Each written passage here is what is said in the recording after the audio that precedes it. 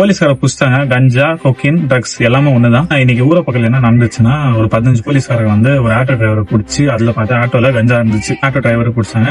யார் எடுத்துன்னு போனா அவங்களை பிடிச்சிட்டு போனாங்க. நினைக்கிறேன் சம்திங் தான் ஃபுல் ஹேப்பனிங் தான், எனக்கு கிளியரா தெரியல. பட் இதான் நடந்துச்சு. அதுல என்ன அவேர்னஸ் சொல்ல வரேன்னா, Rapido, Ola, Uber, bike taxi ஓட்டுறவங்க, பைக் ராபிடோ ஓட்டுறவங்களுக்கு நான் இது மெசேஜ் சொல்றேன். ஏன்னா இப்போ உங்களை வச்சுதான் அவங்க வேலை செய்யறாங்க.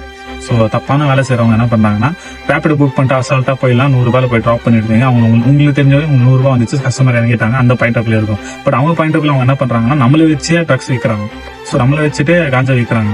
சோ அதுல என்ன ஆகும்னா, நாளைக்கு போலீஸ்கார வந்து யாரும் பிடிப்பாங்க, நம்மளதான் பிடிப்பாங்க. ஏன்னா நம்ம வண்டியில இருந்து அந்த பொருள் போகுது. சோ நீங்க என்ன ஜாக்கிரதையா இருக்கணும்னா, வரவங்க கேப் புக் பண்றாங்க, கால் பண்ணி பேசுறீங்கன்னா, வராங்கன்னா எப்படி இருக்காங்க, என்ன எடுத்துட்டு வராங்க பொருள் பாருங்க, தப்பே இல்லை. ஏன்னா நமக்கு எப்ப என்ன செக் பண்ணுவோம்னா, லகேஜ் அதிகமா இருக்கா இல்லையான்னு பார்ப்போம். கரெக்டா? அந்த லகேஜ்ல என்ன இருக்குன்னு கொஞ்சம் பாத்தீங்கன்னா நீங்க சேஃபா இருக்கலாம். இப்ப என்ன ஆச்சுன்னா, அந்த போலீஸ்கார வந்து ஆட்டோ டிரைவர் பிடிச்சுன்னு போயிருக்காங்க. ஏன்னா அது ஆட்டோ உங்களுக்கு டிரைவர் நீங்க தான், உங்க வண்டியில இருந்துச்சுன்னா நீங்க தான் ரெஸ்பான்சிபிலிட்டி.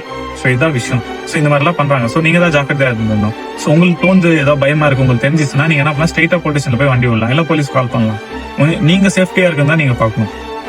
First priority. உங்களுக்கு சம் டவுட் ஏதாவது கிளாரிட்டி இருந்தா நீங்க என்ன பண்ணலாம், டிராபிக் போலீஸ்கார இருப்பாங்க. சோ டிராபிக் போலீஸ்கார கிட்ட போயிட்டு டக்குன்னு கூப்பிட்டானா அவன் டக்குன்னு ஹெல்ப் பண்ணுவான். சோ பெஸ்ட் ஐடியா இதுதான் என்னோட தெரிஞ்சு. நீங்க போலீஸ் ஸ்டேஷன் போறவரை அவன் இறங்கி போடலாம், இதெல்லாம் பண்ணலாம். சரியா? இப்ப நீங்க போகும்போது என்ன பண்ணலாம், சிக்னல் கிட்ட கண்டிப்பா டிராபிக் போலீஸ்கார இருந்தாங்கன்னா நீங்க என்ன பண்ணலாம், டக்குன்னு பாட்டு இவர் மேல எனக்கு டவுட்டா இருக்கு, சோ செக் பண்ணுங்க. ஏன்னா இது என்னோட ஆட்டோ ராபிடோ புக் பண்ணா நீங்க கிளியரா இருக்கலாம். அந்த டைம்ல உங்களுக்கு என்ன ஆகும்னா, நீங்க அவங்க ராபிடோ புக் பண்ணிக்காங்க, நீங்க ராபிடோ ஓட்டுறீங்க, அது ஒரு கிளாரிட்டி இருக்கும், உங்களுக்கு ப்ரூஃப் இருக்கும்.